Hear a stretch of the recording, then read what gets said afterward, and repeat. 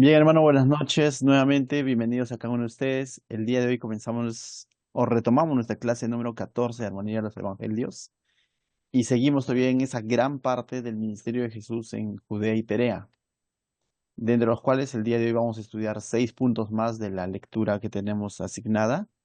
Eh, Esos puntos son el 134 al 139. Estaremos viendo la parábola de la Gran Cena, el costo de seguir a Jesús, la parábola de la oveja perdida, la parábola de la moneda perdida, la parábola del hijo perdido o hijo pródigo también es conocido, la parábola del mayordomo deshonesto. Todo esto que está basado en Lucas capítulo 14 hasta Lucas 16. Solamente la parábola de la oveja perdida, si no me equivoco, vamos a poderlo encontrar en dos evangelios, tanto en Lucas como en Mateo, es paralelo, pero los demás lo encontramos netamente en Lucas, ¿no? Y por cierto, Lucas es uno de los evangelios más extensos y eso se debe a que el autor era un investigador, se debe a que el autor estaba recopilando y ordenando todo lo que había sucedido en torno a Jesús y que quizás sí había sido narrado por los otros evangelios, pero Lucas es ese trabajo de recopilar y de alguna manera ordenarlo cronológicamente, no exactamente, pero sí vemos un orden cronológico con Lucas, ¿no? Entonces, es por eso que vamos a ver, o estamos viendo ya en el estudio de Armonía de los Evangelios, que la mayoría de los temas se encuentra en Lucas, ¿no? A excepción de algunos temas, los cuales solo lo toca Juan, ¿no? Por ser un evangelio quizás con una estructura diferente. Bien, vamos entonces al primer punto, la parábola de la gran cena. Quizás ya ha sido escuchado, lo has leído muchas veces y el día de hoy, bueno, vamos a repasar este punto, ¿no? Quizás no vamos a profundizar en el verso a verso, pero sí vamos a dar ideas claras de qué trata la parábola, ¿no?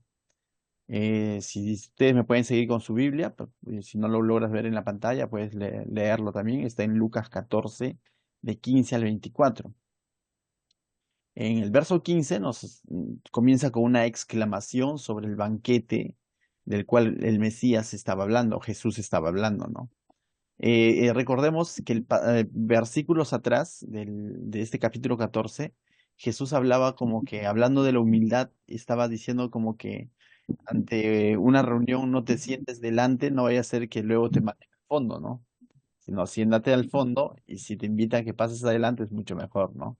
Y eso hablaba porque los fariseos, dice, gustaban de sentarse en los lugares más visibles, en lugares delante, y daba otras características más, ¿no? Entonces Jesús estaba hablando en cuanto a la humildad. Pero aquí uno de estos hombres que estaba escuchándolo, de pronto como exclama de alguna manera sobre su deseo de un gran banquete, ¿no? Y ya desde el Antiguo Testamento se anunciaba esta idea de que el Señor va a llamar a un gran banquete, a una gran cena, ¿no? Y luego, lógicamente, Jesús lo va a aclarar que ciertamente, y el libro Apocalipsis también, que cuando estemos en la presencia del Señor vamos a estar en las bodas del Cordero, ¿no? Entonces, como una especie de celebración. Lógicamente, el banquete o la gran cena, que el cual vamos a ver aquí como parábola, está apuntando a ese momento en el que nos encontraremos con el Señor y estaremos en su presencia y compartiremos con Él, y estaremos en la boda del Cordero, ¿no? Él es el esposo y la iglesia, dices, la novia que será entregada, ¿no? Entonces, esta parábola apunta a eso, ¿ya? Pero mira lo que dice.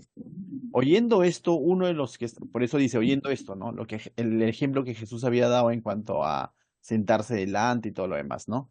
Oyendo esto, uno de los que estaban sentados con él a la mesa le dijo, bienaventurado el que coma pan en el reino de Dios, dice, ¿no? Ahora, ¿por qué Jesús dio ese ejemplo de tener cuidado de sentarse delante y que luego puede llegar el dueño de la fiesta y te pueda mandar atrás? Estaba de alguna manera trabajando también el corazón de los fariseos porque ellos ya se sentían seguros como pueblo de Dios. Se sentían seguros en cuanto a su salvación, pero no porque habían creído en Cristo, sino su seguridad estaba basado en su tradición, estaba basado en que a ellos se les había dado la ley y que los demás, todos los demás pecadores, ¿no? Samaritanos y todo lo demás, no. Entonces Jesús le dice como que, hey, no te autonombres, no te eh, no creas que estés tan seguro porque mira, no debe ser que te mandan al fondo, ¿no? Y entonces, y comienza a hablar de que va a haber una gran cena. Y por eso dice, oyendo esto, de los que estaban sentados con él a la mesa, le dijo, bienaventurado el que coma pan en el reino de Dios. Está diciendo, qué bienaventurado va a ser aquel que va a estar presente en esa gran cena preparada por el Señor, ¿no? Verso 16 al 20, Jesús responde, ¿no? Y va a responder cómo es que el Padre ha hecho invitación a esta gran cena y que en muchas ocasiones ha sido rechazado. Y en ese instante estaba siendo rechazado también por el mismo pueblo judío. Porque vamos a entenderlo así, el boleto de entrada a esa gran cena es creer en Jesús. Y la invitación que llega es a través de Jesús. El creer en Jesús es el que nos da el acceso al cielo, por así decirlo. El creer en Jesús es el que nos lleva, nos da acceso a estar en esa gran cena o en las bodas del Cordero, a estar en su presencia, como quieras llamarlo. El creer en Jesús aquí en la tierra es el que hace posible que nosotros estemos en algún momento en su presencia. Pero si ellos no estaban creyendo en Jesús, es simplemente porque tenían ciertas excusas. Entonces, esta parábola de alguna manera va a revelar el corazón del incrédulo y también del religioso que no estaba creyendo en Jesús. Entonces dice, entonces Jesús le dijo, un hombre hizo una gran cena y convidó a muchos y a la hora de la cena envió a su siervo a decir a los convidados, venid, que ya todo está preparado, y todos a una comenzaron a excusarse. El primero dijo, he comprado una hacienda y necesito ir a verla. Te ruego que me excuses. Otro dijo, he comprado 5 yuntas de bueyes y voy a ir a probarlos. Te ruego que me excuses. Y otro dijo, acabo de casarme y por tanto no puedo ir, ¿no?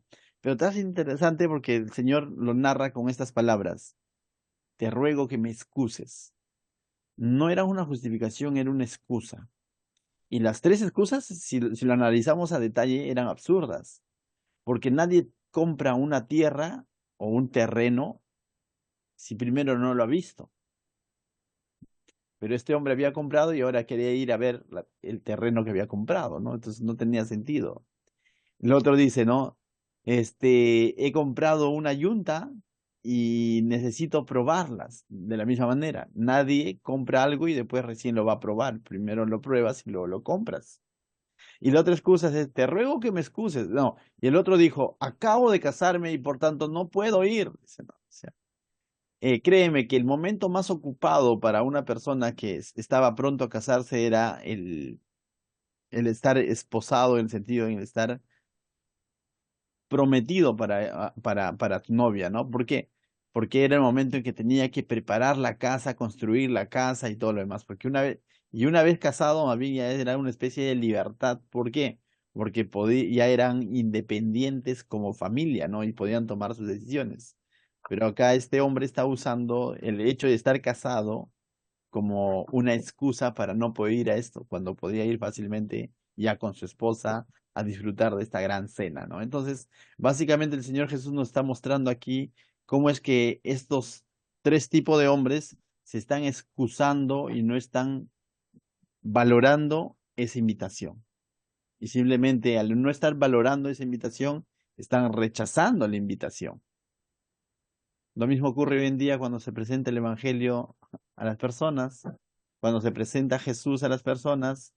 Más adelante, necesito ordenar mi vida. Y cuando más bien es Jesús el que va a ordenar nuestra vida, ¿no? Pero no sé si te has topado con excusas así, ¿no? O cuando invitas personas a la iglesia, lógicamente, para que conozcan a Jesús.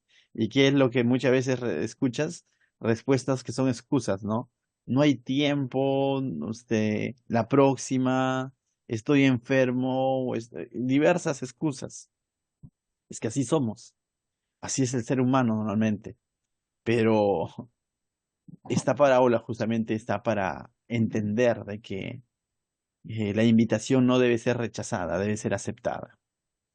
Pero igual el Señor continuó con la invitación.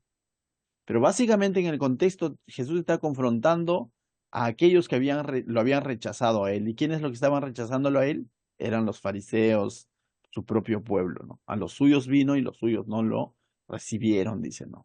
Pero a los que le recibieron, y acá va a hablar de quiénes lo recibieron, mira. Vuelto el siervo hizo saber estas cosas a su señor. Entonces, enojado el padre de familia, dijo a su siervo, ve pronto por las plazas y las calles de la ciudad y trae acá a los pobres, a los mancos, a los cojos, a los ciegos. Y dijo, y dijo el siervo, Señor, se ha hecho como mandaste y aún hay lugar. Dios dice, dijo el Señor al siervo, ve por los caminos y los vallados y fuérzalos a entrar. Esta palabra fuérzalos significa como que motívalos, ¿ya? Motívalos o empújalos a entrar, ¿no? Persuádelos, ¿no? Persuádelos a entrar para que se llene mi casa, porque os digo que ninguno de aquellos hombres que fueron convidados gustará mi cena. Entonces, lo que está demostrando básicamente es de que Dios de la misma manera ha hecho llegar a su invitación a todo tipo de personas, pero aquellos que lo han rechazado, lamentablemente, no van a estar en esa cena, no van a estar en su presencia. Y también al mismo tiempo nos está mostrando que el cielo es tan grande que está a la espera de más almas arrepentidas que vengan al Señor y que la invitación sigue en pie. La invitación sigue en pie hasta que la iglesia sigue acá anunciando el Evangelio. Hasta que el momento en el que Jesús vuelva por segunda vez, entonces ya no habrá oportunidad. Pero mientras tanto, la invitación sigue en pie. Dice, es espaciosa su casa, las moradas que él ha ido a preparar. Y eso también me revela un poco el corazón de Dios, ¿no? A veces hay un tema, vamos a verlo así, controversial entre, voy a hablar un poquito de teología, pero se llaman los calvinistas y los arminianos. Los calvinistas básicamente dicen que Dios ya tiene sus escogidos. El arminiano dice no, que, que está en la decisión del hombre, ¿no? Porque Dios ha invitado a todos y es el hombre el que decide. Bien, es una pelea de cientos de años. Ambas frases tú lo vas a encontrar quizás en la Biblia, vas a encontrar frases como que Dios ha predestinado, como que Dios ha escogido sus elegidos, ¿cierto? Pero también tú vas a encontrar verdades como que Dios quiere que todo hombre se arrepienta. Vas a encontrar frases como que de tal manera amó Dios al mundo. Vas a encontrar pasajes donde hay una invitación a todos y no solo a los escogidos. Ambos son bíblicos, creo yo, pero no quiero detenerme mucho en eso, pero este pasaje me muestra cómo es que aún hay espacio, me muestra cómo es que este señor de la parábola que está representando a Dios está anhelando que esa gran cena que él está preparando esté llena, vengan más, está haciendo una invitación abierta. Y si nosotros entendemos que esto está refiriéndose a algo mayor, a una invitación mayor que Dios está haciendo, entonces nosotros no somos quien para decir, ¿le predico o no le predico? ¿Será ese el escogido del Señor? ¿No será el escogido del Señor? No, tú predica a toda criatura, dice. Por tanto, id y haced discípulos a todas las naciones. Entonces, nuestra función es aquí, en esta parábola, como la de ese siervo, de salir por las calles, de salir por distintos lugares y forzar en el sentido de persuadir, ¿no? De exhortar, de animar a las personas a que también vengan y llenen la casa del Señor y entreguen su vida a Cristo. Y no nos concentremos tanto en aquellos que no quieren, porque ni el mismo Señor le dijo, cuando estos presentaron sus excusas, no le dijo a su siervo, anda, ve y convéncelos. No le dijo, anda, ve y mira, hazles entender, no. Mira, hazles entender qué importante que es esto. No, simplemente le dijo, anda, ve por otros. Y eso también nos enseña a nosotros, ¿no? A veces nos entercamos, ¿cierto? Nunca dejemos de orar por aquella persona que de pronto, familiar, amigo, que de pronto rechaza a Cristo. No dejas de orar, no dejes de orar, sigue invitándolo, pero no deposites toda tu energía, todo tu tiempo en ellos. Hay muchos otros que necesitan escuchar. Y eso debemos entenderlo también como iglesia. Como iglesia albergamos niños en los domingos, los sábados, vienen acá, escuchan la palabra de Dios, invitamos a sus padres, algunos de sus padres reaccionan y vienen, otros no lo hacen, pero que eso no nos frustre y digamos, ¿y ahora qué hacemos? No, sigamos invitando a otras personas más, sigamos haciéndolo. Así como este siervo salió por el cojo, salió por el manco, salió por los ciegos, ¿no? Y vino, ya Señor, ya hicimos, misión cumplida. Ve por los caminos, por los vallados, dice, ¿no? Persuádelos. La cosa que el Señor quería que su casa esté llena. De la misma manera el Señor está esperando que todos los hombres se arrepientan, ¿no? ¿Y cuál es la función entonces de la iglesia? Ser esos voceros, ¿no? Esos comunicadores, ¿sí? Esto nos lleva al siguiente punto. El siguiente punto está desde el verso 25 al 35 y lleva por título El costo de seguir a Jesús. Verso 25 a 26 vemos cómo es que los discípulos deben poner primero a Jesús en su vida, ¿no? Si nosotros de pronto queremos poner un orden, ¿no? En nuestra vida. A mi hijito es el que pregunta a veces, mamá, ¿a quién amas más? ¿A mi papá o a mí? Pregunta difícil, ¿no? Sí. De niño siempre uno hace preguntas como esas, ¿no? La pregunta es si nos preguntaran a nosotros, ¿a quién amas más? ¿Realmente de corazón te sale Dios? ¿O lo dices, bueno, tiene que ser Dios y después el resto, ¿no? ¿Realmente de corazón, de convicción te sale de tus labios decir Dios, luego tal, tal, tal, y ponle a todos los que tú quieras, ¿no? Mamá, papá, hermano, pareja, esposo, ¿no? Pero realmente de corazón nos saldrá Dios, ¿sabes? No sé la respuesta, pero debería ser así. Es Dios el que debería estar en el primer lugar y debe ser de convicción y debe de notarse en nosotros que ir a Dios. Me acuerdo una frase de mi hoy esposa. Vamos a ver.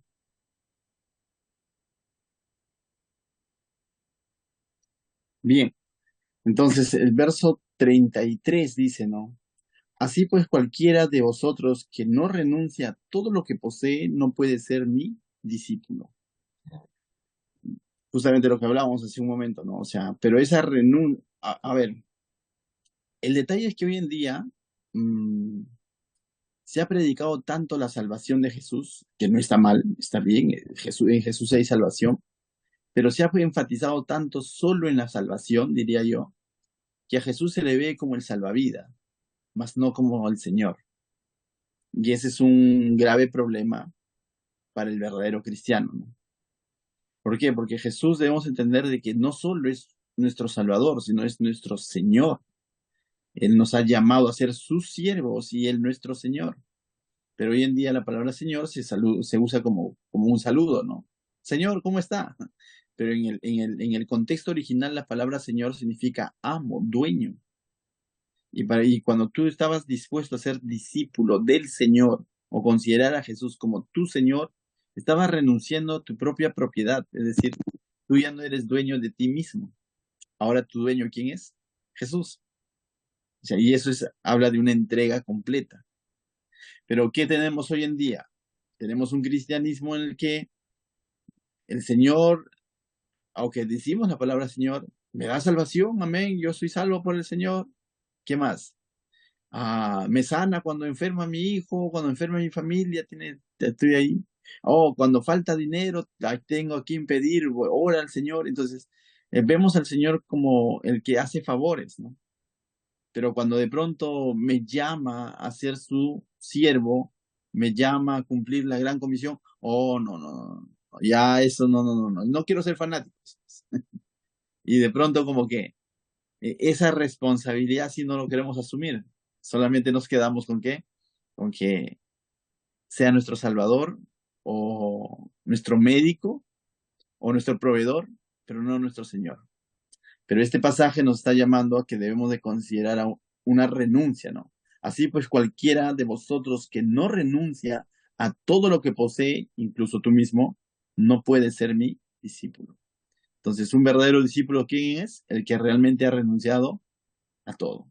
Un ejemplo tenemos de discípulo verdadero, la conversión de Pablo. Saulo estaba supuestamente sirviendo a Dios, pero cuando viene a Jesús, renuncia a todo. Y Pablo dice, ¿no? Que todo lo tiene por basura, por el conocimiento, frente a lo que él había conocido realmente a Cristo, ¿no? Entonces, esa debería ser nuestra manera de pensar cuando ya hemos decidido ser discípulos o siervos del Señor. Entonces, el verso 34 dice, buena es la sal mas si la sal se hiciera insípida, ¿con qué se sazonará? Ni para la tierra ni para el muladar es útil. Arrojan fuera, la arrojan fuera, el que tiene oídos para oír oiga. Lo que está diciendo básicamente, si la sal pierde sus cualidades, pierde su función, de nada sirve.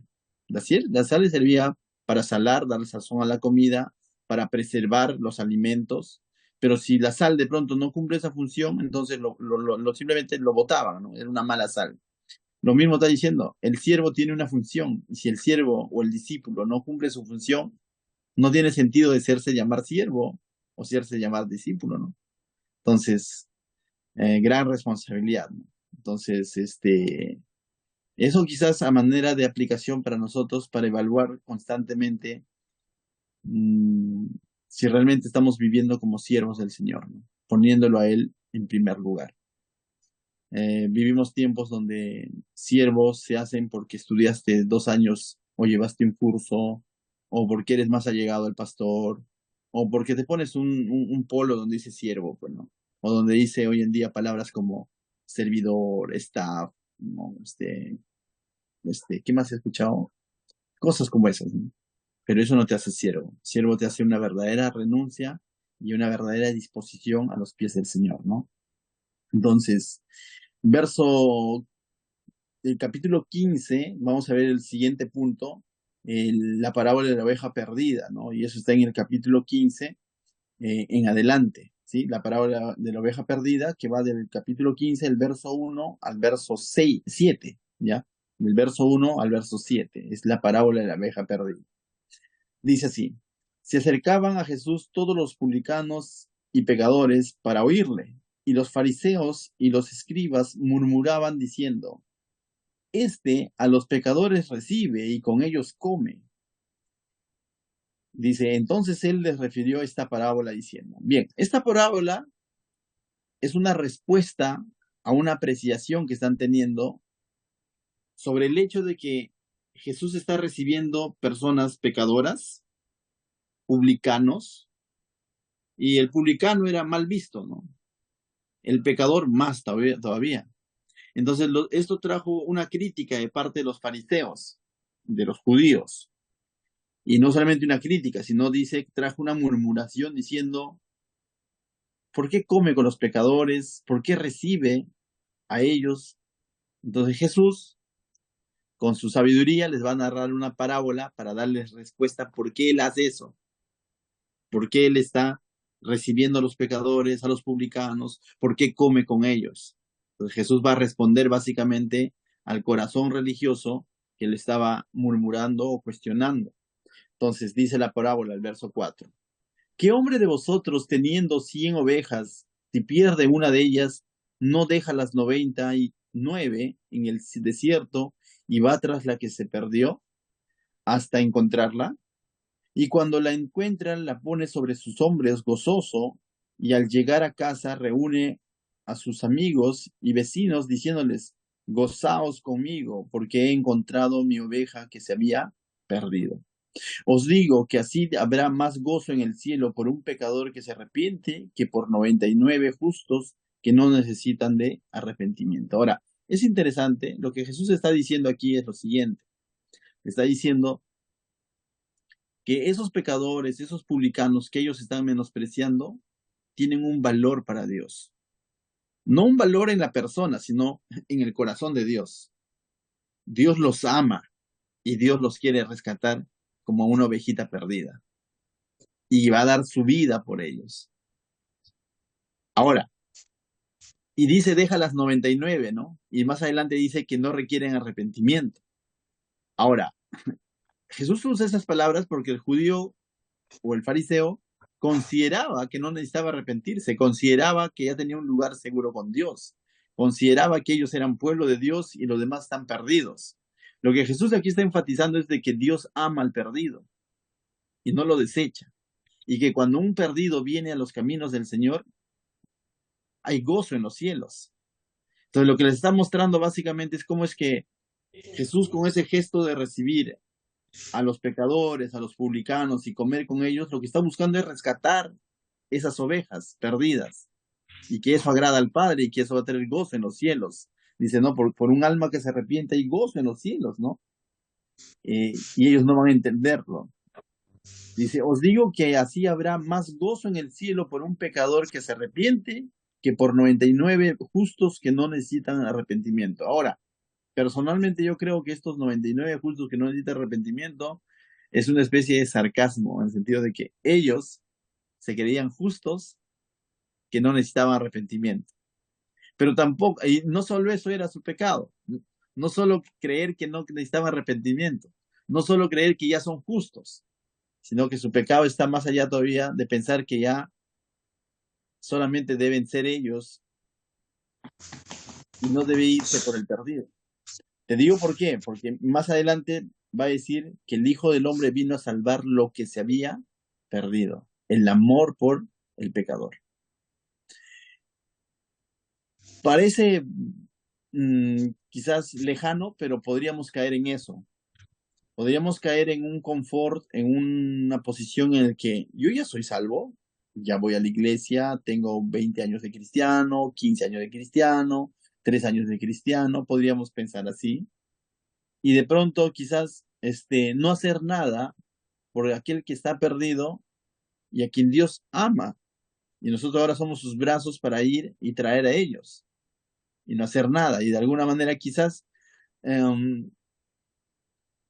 pensar que ya estamos seguros, ¿no? Y también puede pasar eso con nosotros hoy en día. Entonces, la exhortación de Jesús sería, ¿qué estás haciendo por el perdido? Jesús está dispuesto y dio su vida por el perdido. Entonces, ahí viene la importancia de que como iglesia y como cristianos, personalmente, invitar. La vez pasada puse en el grupo de siervos, ¿no? Algo así como que no debería darnos vergüenza, pereza, invitar personas. Debería ser nuestro anhelo, nuestra prioridad. Deberíamos anhelar, la verdad. Cada domingo deberíamos decir, ¿a quién invito hoy? ¿A qué familiar puedo invitar hoy? ¿Qué amigo puedo invitar hoy? No tanto la iglesia, ¿no? Sí, yo sé que la iglesia es ah, el medio físico donde van a recibir la palabra de Dios. Sobre todo, nuestro pensamiento de ir más allá, ¿no? ¿A quién voy a presentarle a Cristo, ¿no? Pero a veces nos adormecemos en ese sentido, ¿no? Entonces, a veces nos adormecemos en el sentido, en la función evangelística que debemos de cumplir como individuos y como iglesia, ¿no? Entonces, con eso yo no estoy diciendo que salgamos con nuestro megáfono, todo eso, no, no, no, esas son formas que cada iglesia puede adoptar. Lo que estoy diciendo es que constantemente debemos estar aquí en la mente, en la conciencia, en el corazón, diciendo, ¿a quién más puedo presentarle a Cristo? ¿A quién más puedo invitar a la iglesia? ¿Por quién más puedo estar orando? ¿No? Entonces, eso habla de que estamos activos y estamos conectados con el Señor en que esas ovejitas perdidas también vengan al Señor. Amén. Pero el judaísmo, el fariseísmo había caído en un punto en el que cuestionaban, ¿y qué hace comiendo con el publicano? ¿Y qué hace? Si Dios a ellos mismos los había dejado para eso, para que ellos sean luz en medio de las tinieblas, para que ellos sean sal en la tierra, para que ellos sean, Israel significa eso, pueblo gobernado por Dios, para que anuncie a ese Dios santo, ese Dios justo, a ese Dios misericordioso, a las demás naciones. La promesa a Abraham se le había hecho, en tu simiente serán benditas todas las familias de la tierra. Y el pueblo de Israel no estaba cumpliendo con ese llamado. Cristo sí lo va a cumplir. Por eso que Cristo cuando envía la gran comisión, no dice, por tanto, id a todo Jerusalén, sino id y haced discípulos a todas las naciones. Ese es el llamado original de Dios, ¿no? Todas las naciones. Bien. Eh, pues, dime, Julito. Justo concuerda con la cena, ¿no? Con la cena con la parábola de la gran cena. Jesús va llamando ciertamente a los cojos, a los magos, como dice el Señor, ¿no? Y ahí se incluyen todos ellos. Y en esta parte del 15 Jesús hace, ¿no? Eh, la, hace la comparación de la parábola y que los fariseos ciertamente decían, ¿por qué come? Murmuraban diciendo, no, ¿por qué recibe y come, come con ellos? O sea, hablando del tema de los publicanos y los pecadores, ¿no? Ujú. Ciertamente en el 14, hablando nuevamente en parábolas, Jesús hace la referencia también de pecadores, ¿no? O sea, de cojos, Sí. mancos, mudos, y ciertamente eso eran ellos, pues los publicanos y pecadores, y nosotros definitivamente. Ujú. Y mira, y es una serie de parábolas que están enlazadas en ese propósito de mostrar el amor de Dios y el egoísmo de aquellos que no aceptaron a Jesús, sino por lo contrario estaban cuestionando a Jesús. Y esta serie de parábolas comenzó, como dice, con la gran cena, con esos que presentaron sus excusas para ser parte de esta gran cena. Ahora nos está mostrando la parábola de la oveja perdida por el cuestionamiento que están haciendo por qué come. Luego nos va a presentar la parábola de la moneda perdida. Luego nos va a presentar la parábola del famoso hijo pródigo, que en realidad está revelando el amor del padre y el egoísmo del hijo que estaba con el padre. Porque ¿quién es el que va a reaccionar ante el amor del padre? El hijo, ¿no? Diciendo, ¿por qué a él le dan todo? Entonces, aunque habla de un perdido, aunque habla de un pecador, pero básicamente está mostrando el, el corazón del padre queriendo que más almas se arrepientan. Y no estaba, este corazón no estaba de alguna manera siendo comprendido por los mismos judíos, por así decirlo, o ellos no habían comprendido el corazón del Padre de que las almas se arrepientan y vengan al Señor, sino ellos también estaban trabajando en contra, entorpeciendo el trabajo del Señor. Verso 8 al 10, pues, 3 versículos, es la parábola de la moneda perdida, dice Lucas capítulo 15, ¿no? Dice, ¿o qué mujer que tiene 10 dracmas, dice, si pierde una dracma, no enciende la lámpara y barre la casa y busca con diligencia hasta encontrarla? Y cuando la encuentra, reúne a sus amigas y vecinas diciendo, gozaos conmigo porque he encontrado la dracma que había perdido. ¿Te das cuenta, no? Entonces, pregunto, ¿Dios ha creado seres humanos para condenación? No. Cuando Pablo escribe a Timoteo, dice que oremos con manos santas, ¿no? Levantemos, porque Dios quiere que todos los hombres se arrepientan, que todos los hombres sean salvos. Dios no es que de pronto intencionalmente crea al ser humano para condenación. Dios está dando la oportunidad en Jesús de que todo ser humano venga y cumpla el propósito original de estar en comunión con Él, porque Dios ha creado al ser humano para tener comunión con Él, no para que esté condenado. Mientras que el judaísmo estaba condenando a estas personas, al publicano, a los pecadores, porque creían que ellos eran solamente ellos invitados a la gran cena. Ya les ha demostrado Jesús de que no solamente ellos han sido los invitados, también ellos son los que han puesto excusas a la gran cena y que Dios ha mandado a su siervo a que anuncie la invitación a la gran cena a las aldeas, a los caminos, ha llamado al cojo o al ciego, que es sinónimo de pecador, ¿no? Entonces, y mira, y acá está mostrando, ¿no? Y que Dios se va a alegrar como esta mujer, no es que Dios sea mujer, ¿no? Pero que Dios se va a alegrar así como cuando esta mujer encuentra ese dracma que había perdido y hay gozo y le cuenta a sus amigas, igual el Señor, y no solamente nos ha dicho que hay fiesta en los cielos, sino que también se alegra, se goza. Y mira lo que dice el verso 10. Así os digo que hay gozo delante de los ángeles de Dios por un pecador que se arrepiente nuevamente, ¿no? O sea, esto es lo que está manifestando, es de que va a haber gozo, presencia, o sea, y Dios es parte de ese gozo cuando un pecador se arrepiente, ¿no? Es parte de ese gozo, ¿no? Entonces es parte fundamental de ese gozo. No solamente los ángeles, no es que los ángeles están gozando y Dios está enojado porque el pecador se arrepintió. No, o sea, Dios es parte, ¿no? Su huésped celestial es parte de esta celebración. ¿Cuánto más nosotros, no? ¿Cuánto más nosotros que también hemos sido uno de esos pecadores que se han arrepentido, deberíamos de arrepentirnos? Es como que de pronto una embarcación se hunde, ¿no? Se hunde y muchos quedan ahí varados en las partes de esta embarcación en alta mar y de pronto viene otra embarcación a rescatarnos con marinos, vamos a verlo, ¿no? Marinos, salvavidas, todo eso. Rescatan a uno, estos marinos que están rescatando se van a alegrar, ¿no? Porque han rescatado uno, ¿no? Un sobreviviente.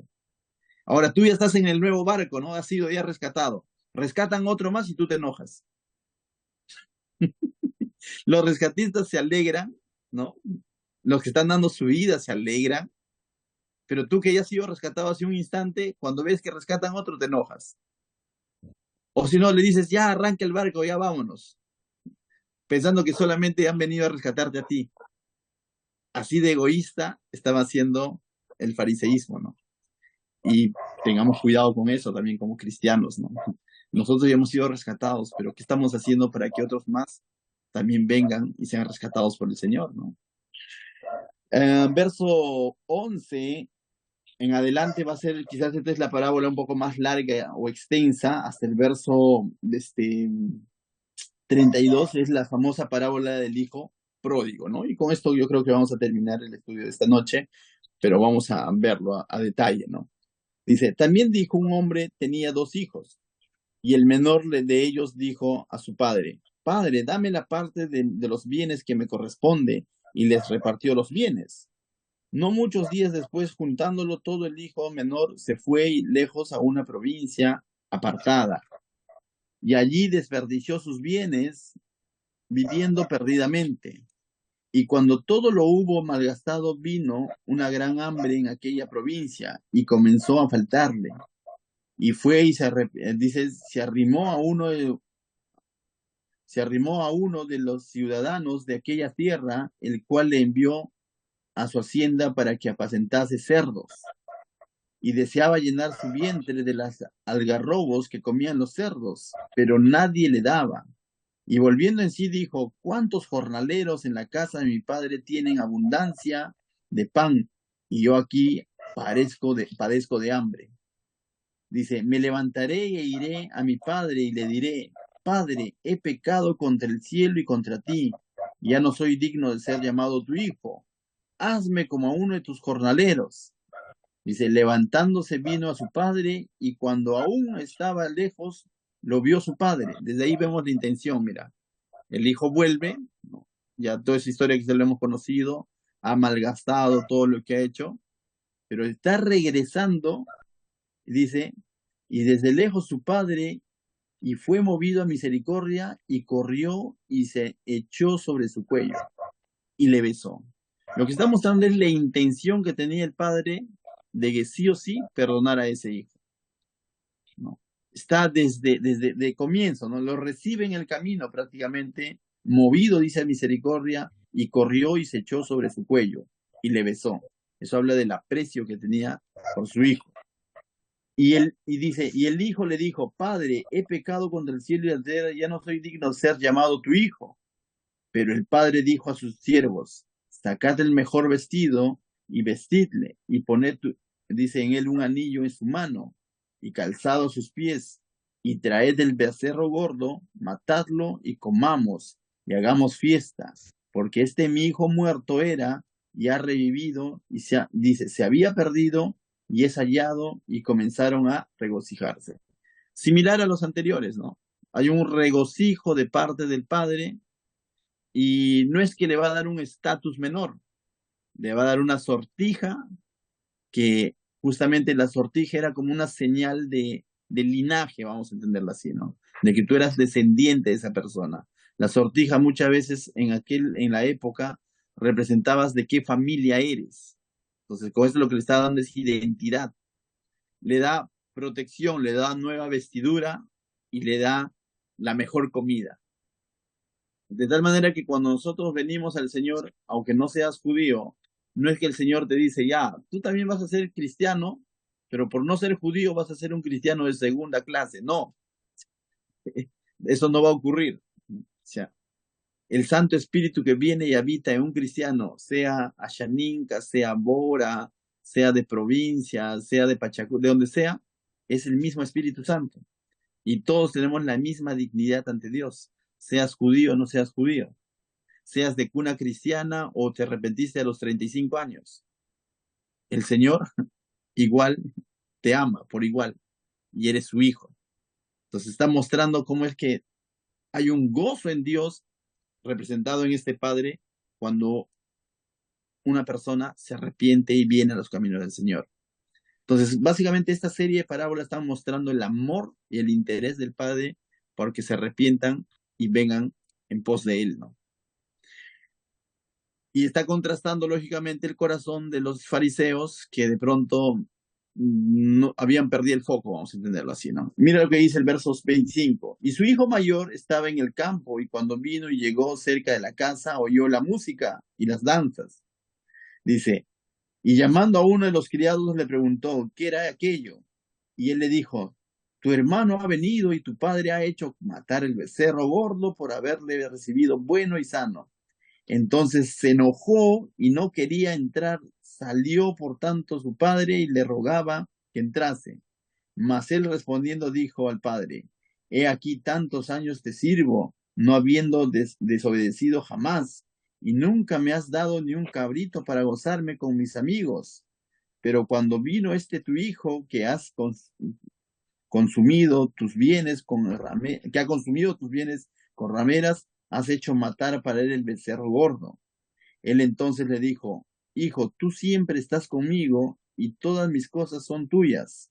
Mas era necesario hacer esta fiesta y regocijarnos porque tu hermano era muerto y había revivido.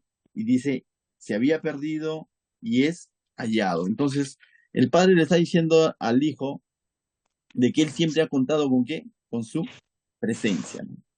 Yo me imagino un poco a Pablo, también debe haber conocido esta historia, definitivamente, ya narrada por Jesús. ¿Te acuerdas la vez en que Pablo dice, en más de una ocasión había acudido al Señor a decirle, a rogarle por su aguijón? ¿Y qué le dijo? Que te baste mi gracia, o mi gracia es suficiente. En el hecho de que el hecho de tener comunión con Dios sobrepasa todo lo demás. Quizás nosotros cuando comencemos en la vida cristiana, vamos a ver que aparentemente pareciera que el Señor bendice más a algunos y a algunos menos. Y eso te podría hacer pensar diciendo, parece que el Señor se ha olvidado de mí, ¿no? Y ahí es donde vamos a encontrar sentido a eso, ¿no? Que te baste mi gracia. También hay una parábola donde dice, sale el señor de la viña y llama a uno a la primera hora, a la tercera hora, a la sexta hora, y a la hora de pagar a todos les paga por igual. Ahora, pregunto yo, ¿eso lo hace a Dios injusto? No, porque si lo vemos desde una perspectiva donde no merecíamos nada, Dios es soberano en hacer con sus recursos lo que a Él le plazca. Nos debe de bastar de que nos haya llamado, ¿no? O sea, nos debe de bastar que nos haya llamado y que ahora podamos tener una comunión con Él. Y eso también al mismo tiempo confronta nuestro corazón. ¿Por qué seguimos a Jesús? ¿Porque nos va a dar más que a otros? ¿O porque realmente hemos entendido de que éramos cero sin Él y ahora ya tenemos vida? De que estábamos condenados sin Él, pero ahora ya no estamos condenados. De tal manera que hoy en día esto también debe repercutirse en el corazón del siervo, ¿no? Ya que hemos hablado de siervos. ¿Yo le sirvo al Señor porque quiero que me dé más o le sirvo al Señor porque estoy agradecido con lo que Él ha hecho en la cruz? O sea, le voy a servir al Señor porque quiero estar agradecido con lo que Él ha hecho en la cruz por mí, no por lo que Él me va a dar. Este hijo estaba un poco desenfocado, ¿no? Que le está diciendo, tú lo tienes todo, así mi presencia. Las veces que has querido, te hubieses mandado tu cabrito, lo que tú quieras, o sea, no hay problema, o sea, pero tu hermano acaba de arrepentirse, estaba perdido y el padre estaba expresando su amor, su gozo de esa manera, ¿no? Pero a veces nos ponemos en la posición del hijo mayor, ¿no? Y queremos decir como que, Señor, y de pronto como que al ponernos en el rol del hijo mayor, mira, estaba cuestionando a su padre. ¿Quién era el dueño de los recursos, el hijo o el padre? El padre.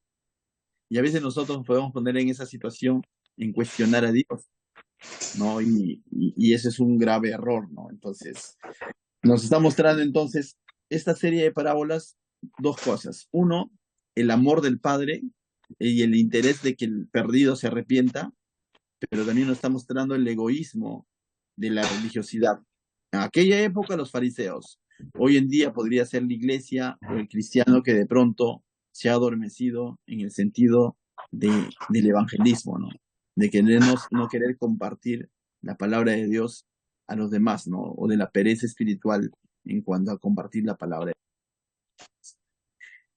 Bien, hermanos, vamos a dar por culminado hasta este punto. He tenido inconvenientes, como les decía hace un momento, 3 veces creo se nos ha apagado la computadora y bueno, ya preferí no prenderlo, ¿no? Entonces, pero vamos a seguir perseverando en nuestros estudios. Y yo, la verdad, no quiero desanimarme, sino al contrario, reanimarme en el sentido de decir, Señor, tenemos que ir para adelante. Con computadora, con celular, pero tenemos que seguir adelante. Amén. ¿Qué tal si oramos y después tenemos un tiempo para poder quizás opinar un poco más? Padre, te doy gracias, Señor, por cada uno de mis hermanos. Gracias por su perseverancia, Señor, por cómo es que están ahí constantemente buscando de ti, y como dicen algunos, Señor, extrañando de tus clases, de estas clases, Señor. Y yo te doy gracias, Señor, por poner eso en sus corazones, Señor. Bendice, Señor, tu palabra y todo lo que hemos aprendido el día de hoy, Señor. En el nombre de Jesús, amén. Bien, hermanos, no sé si alguien más quisiera acotar en cuanto a la clase del día de hoy.